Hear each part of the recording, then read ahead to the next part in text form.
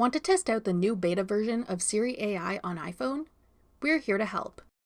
I'm Jessica, and in this video, I'll show you how to update Siri on your iPhone to the new Siri AI Beta.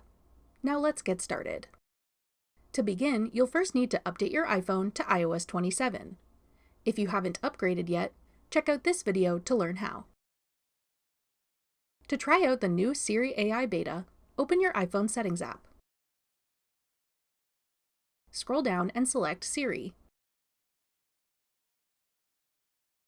Then tap Try out the new Siri Beta. At the bottom, tap Join Waitlist.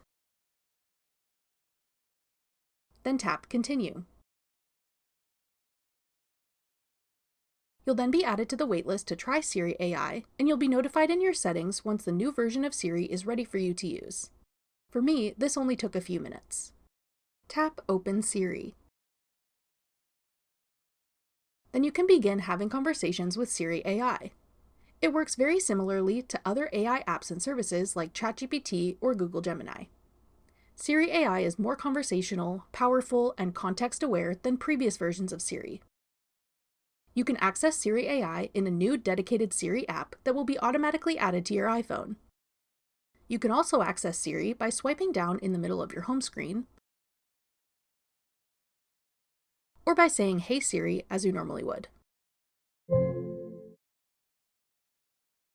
I can help you with all kinds of things, like sending messages, making calls, setting timers, and finding information. Just ask. Note that Siri AI is only available on devices compatible with Apple Intelligence, including the iPhone 17 series, 16 series, and iPhone 15 Pro and Pro Max. That's all it takes to update to the new Siri AI Beta in iOS 27. Want to learn more helpful iPhone tips and tricks? Check out our full playlist of iPhone tutorials. Click the playlist on your screen now to watch. Thanks for watching.